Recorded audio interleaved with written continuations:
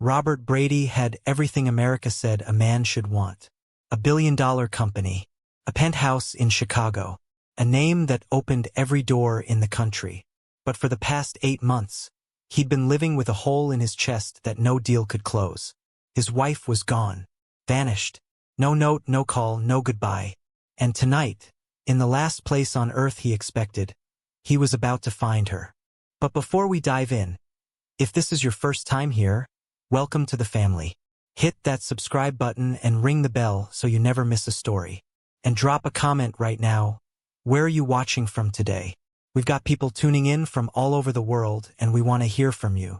Now let's get into it. Meridian was the kind of restaurant where nobody raised their voice and everybody noticed everything. Robert Brady sat at the best table in the house. Window seat, city lights behind him, a glass of Bordeaux he hadn't touched. Claire was talking. Something about a gallery opening in River North.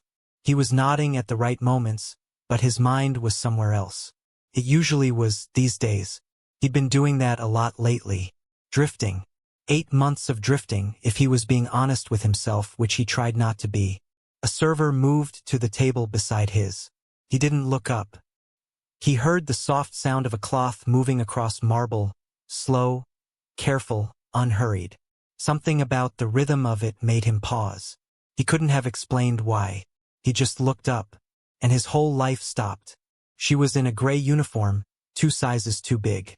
Her natural hair was pulled back, a few pieces loose around her face. She was leaning over the table, focused on her work. Her belly, God, her belly, was round and full and impossible to miss. Rita. He said her name before he decided to. Came out rough, barely above a whisper. Rita. She went still, just for a second. Then she straightened slowly, and she looked at him. Really looked at him the way only someone who once loved you can, like they're checking to see if you've changed, and hoping you haven't and hoping you have, all at the same time. It lasted maybe 2 seconds. Then her face settled back into something smooth and professional, and she looked down at her cloth. I'll send someone to take your order, sir. Sir. Robert felt that word like a door slamming shut in a house he used to live in. Claire was saying something.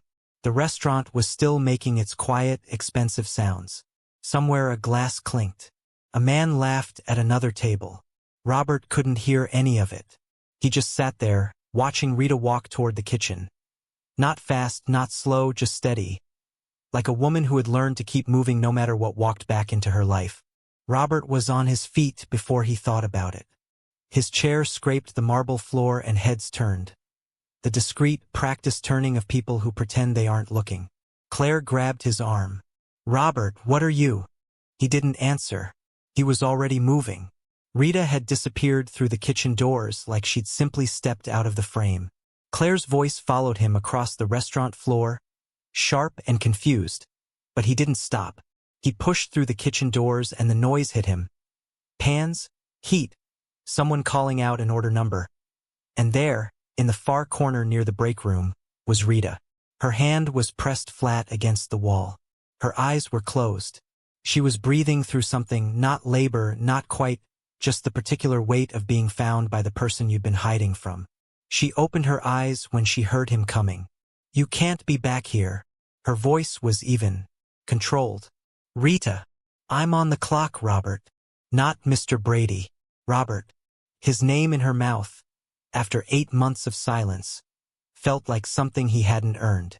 The kitchen manager was already moving toward them. Robert turned just enough to make clear he wasn't leaving, and something in his face communicated what his money usually communicated for him. The man stopped. Rita looked at him for a long moment. Then she pushed off the wall and walked toward the back exit. She held the door open without looking back. He followed her into the alley. It was cold. Chicago cold, the kind that gets specific about finding the gaps in your coat. A single bulb buzzed above the service door. The alley smelled like grease and dumpsters and the faint ghost of something that had been cooking all day. Rita crossed her arms over her belly and looked at him. 3 minutes, she said. Then I go back inside. Back inside the restaurant. He could hear Claire's heels on marble. He could picture her face. The particular expression of a woman realizing she is not the most important person in the room. He didn't care. He looked at Rita, really looked at her, maybe for the first time in longer than 8 months, and he had no idea where to start. She didn't tell him everything at once. She told him the way you pull glass out of a wound. Slow, careful, watching his face to see if he could handle the next piece before she gave it to him. She told him about the galas first. The charity events where Margaret had seated her at tables near the back, away from the cameras, away from the board members' wives. How Rita had mentioned it once, quietly, and Robert had said, "My mother's just particular about seating, it doesn't mean anything." She told him about the Brady family attorney who had called her cell phone, not Robert's, hers, with what he described as a friendly reminder that prenatal agreements were standard practice in families with significant assets. She hadn't even been 3 months pregnant yet. She told him about the afternoon Margaret came to their condo while Robert was at the office. How his mother had sat across from her at their own kitchen table, drinking tea from their own cups, and explained, calmly, pleasantly, the way you explain something to someone you consider beneath argument. Exactly how many judges she knew personally. How many favors she was owed. How a custody arrangement in the hands of the right attorneys could be shaped before a baby ever drew its first breath. Robert hadn't moved in 2 minutes. "I didn't leave you," Rita said. Her voice didn't shake. "I ran from what your family would do to my child." He opened his mouth. "Don't tell me she didn't mean it," Rita said quietly. "Don't tell me she was just upset. I know the difference between a threat and a bad day, Robert. I've known that difference my whole life." He closed his mouth. He thought about every time Rita had started a sentence about his mother, and he had finished it for her with something easier. "She means well. She's protective. She just needs time." 8 months ago she had been trying to tell him something true, and he had handed her a comfortable lie instead. She had been living in Pilsen, a studio above a laundromat, prenatal vitamins from the dollar store, a baby blanket her grandmother had mailed from Mississippi. 8 months. Alone. "I thought about calling you," she said. "Every single day." "Why didn't you?" She looked at him. "Because I didn't know if you'd believe me, and I couldn't survive finding out that you wouldn't." He called the Four Seasons from the alley. Presidential suite. Immediate. He didn't negotiate the rate. He didn't think about the rate. He thought about Rita's feet, swollen in her work shoes. He thought about a studio apartment above a laundromat and prenatal vitamins on clearance and how many months she'd been carrying their child alone. He called Dr. Camille Foster next, the best OB in Chicago. He'd done his research months ago, quietly, in case he ever found her. Dr. Foster was black, warm, and direct. Exactly what Rita needed and nothing like what Robert's world usually looked like. Dr. Foster arrived within the hour. She didn't ask unnecessary questions. She set her bag down and spoke to Rita first, like Robert wasn't in the room, and something about that made him trust her immediately. The examination was thorough and gentle. Anemic, underweight, blood pressure lower than it should be, feet swollen from double shifts. Dr. Foster wrote everything down without making Rita feel like a case file. Then she placed the fetal monitor. The heartbeat filled the suite. Fast, strong, completely unbothered by everything happening around it. All the adult mess and grief and guilt in that beautifully lit room. Just alive. Alive and loud about it. Robert was standing by the window with his back to the room because he didn't trust his face. He heard Rita say quietly, "Can he?" And then a pause. Dr. Foster said, "Of course." He turned around. The doctor was guiding his hand to Rita's belly. He didn't pull away. He felt the warmth of her through the fabric, and then a kick. Hard and decisive, like the baby had an opinion. Robert sat down on the floor. Not in a chair. On the actual floor, beside the bed, and put his face in his hands. He didn't make a sound. He just sat there while something he'd been holding for 8 months came loose. Rita looked at him and didn't say a word. Later, after Dr. Foster left and Rita had fallen into the deepest sleep she'd had in months, Robert sat in the dark suite with his phone in his hand. He dialed his mother. She answered on the second ring, voice smooth and unworried. "My office," he said. "Tomorrow, 8 a.m. He hung up before she could ask why. Margaret Brady arrived at Brady Technologies at 8:02. carrying a coffee and wearing cream Chanel, because she had never been late to anything in her life and she had never been underdressed. Robert was standing in the middle of his office when she walked in. Not behind his desk, in front of it. She registered this but didn't show it. She sat down in the chair across from him, crossed her ankles and said, "You sounded strange on the phone." He told her everything. He didn't raise his voice. He didn't perform anger. He just told her, methodically, everything Rita had said in that alley. The galas, the attorney's call, the afternoon in their kitchen with the tea and the smile and the judges' names laid out like cards on a table. Margaret listened. When he finished, she didn't deny a single thing. She reframed it. She had been protecting the Brady name. Protecting Robert from a relationship that made the board uncomfortable. Protecting the company from the distraction of a... She paused, selected her words. Complicated personal situation. Robert looked at his mother for a long moment. "You threatened my wife," he said. "You used our family's lawyers to terrorize a pregnant woman until she disappeared. And you're calling that protection." "I'm calling it love," Margaret said. "You may not recognize it, but..." She was living above a laundromat, Mom. Buying prenatal vitamins from the dollar store. Alone. For 8 months. His voice was quiet. That was the most frightening thing about it. "That's what your love cost." Margaret's composure moved. Not into remorse, not yet, but into the cold, calculating stillness of someone deciding their next position. She said Rita was never right for him. He said Rita was the only person in his life who had ever loved him and not the company. "Everything you have," Margaret said, "I helped build. Then I'll build something else." He removed her from the Brady Foundation board that afternoon. Her name came off the charitable arm. Her access to his personal life was finished until she could face Rita and tell the truth. Margaret left without her coffee. Robert stood at the window and looked at the Chicago skyline, and for the first time in years he felt like himself. Not the CEO, not the sun, not the name on the building. Just the man. Flawed and awake and finally facing the right direction. Rita had been talking to her belly for months, narrating her days in a whisper while she walked to work, telling him about the cold, about what she'd eaten, about the way Chicago looked in November when the wind came off the lake. She knew his rhythms, when he slept, when he kicked, which side he preferred. She knew him the way you know someone you haven't met yet but already love completely. She had never seen his face. Dr. Foster's office was warm and unhurried. Rita lay back and looked at the ceiling while the gel went on cold and the wand moved and the screen flickered. And then there he was. His profile. The curve of his nose. His hands, both of them visible, one near his face. The architecture of his spine perfect and small. He moved while she watched, shifting like he knew he had an audience. Rita cried without making a sound. Just tears, sliding sideways into her hair, while she stared at the screen and forgot that anyone else was in the room. "That's him," Dr. Foster said softly. "He looks great, Rita. He really does." When Robert arrived at the Four Seasons suite that evening, Rita was sitting on the couch with the printed ultrasound photo held in both hands. She'd been looking at it for 2 hours. She looked up when he came in. "He has your chin," she said. Robert sat beside her. He took the photo carefully, like it might dissolve, and looked at it for a long time without speaking.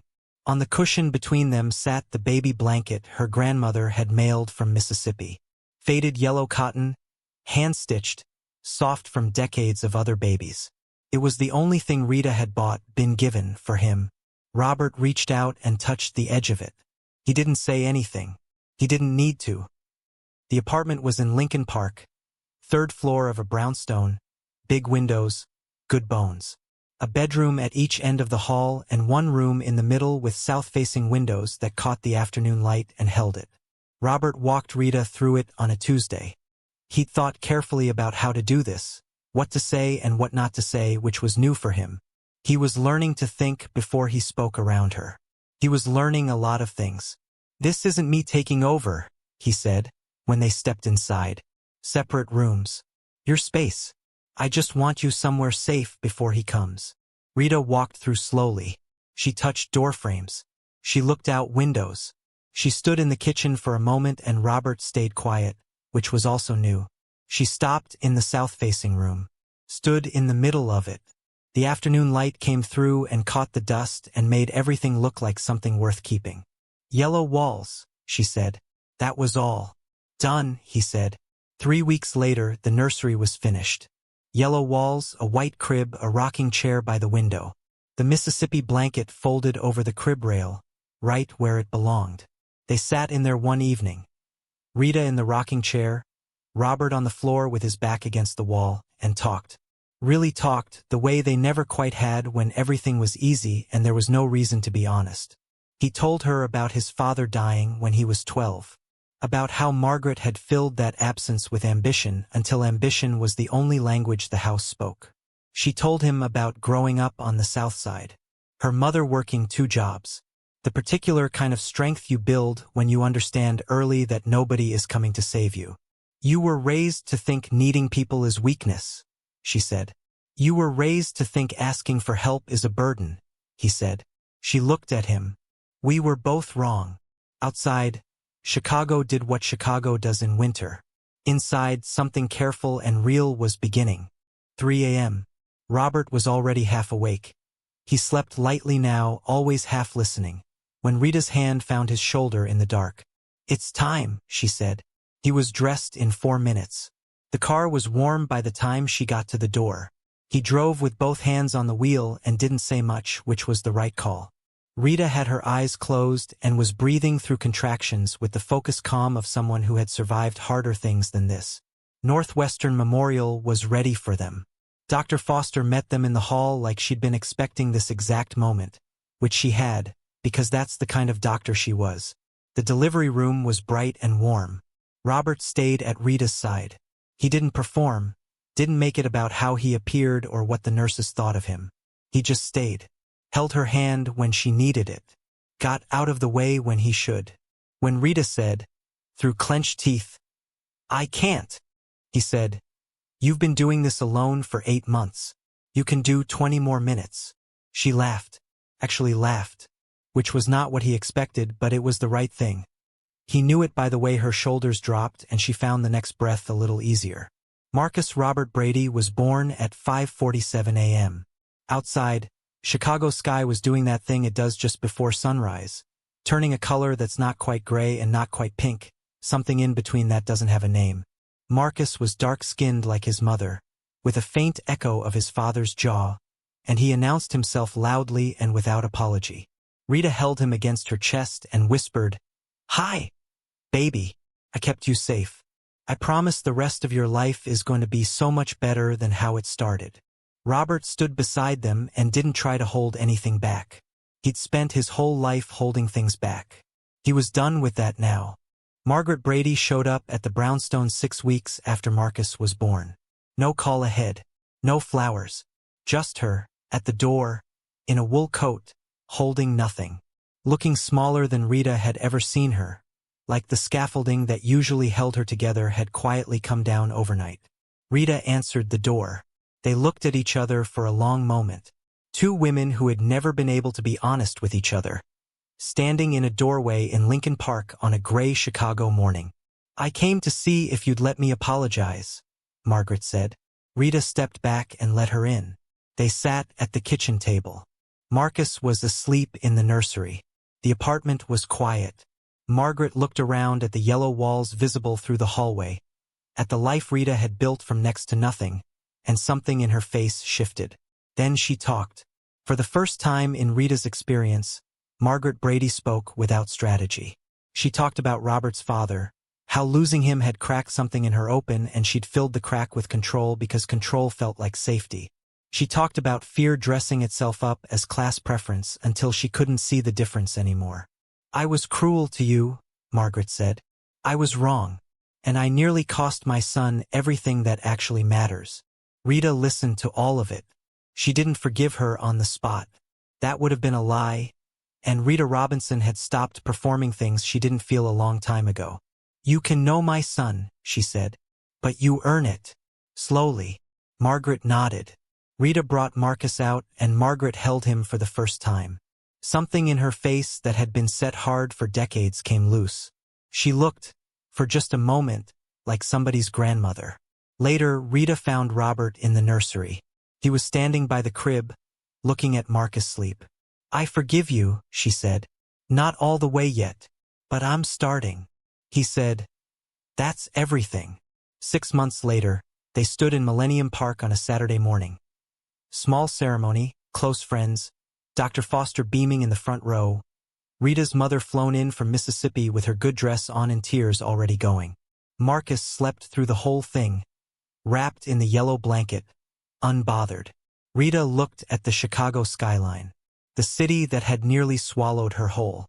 "I stayed," she thought. "I fought. I'm still here. And so is he. And so are we." Before we go, let's talk about what this story really taught us. Love is not enough on its own. Love without attention becomes neglect. Love without protection becomes abandonment. Love without communication becomes assumption. Robert loved Rita. He truly did. But he loved her quietly, passively, from a distance. And he let the people around him fill that silence with poison. He assumed that because he showed up, everything was fine. He assumed that because he provided, Rita felt safe. He assumed wrong. If you are in a relationship today, take this with you. The people who love you should never feel invisible in your presence. See them. Really see them. Say it out loud. Fight for them before they have to fight alone. Because the saddest thing in this story isn't that Rita left. It's that she felt she had no other choice. If you enjoyed today's story, please like this video, share it with someone who needs to hear it, and subscribe if you haven't already. And tell us in the comments, where are you watching from? We read every single one. Thank you for being here, and we'll see you in the next one.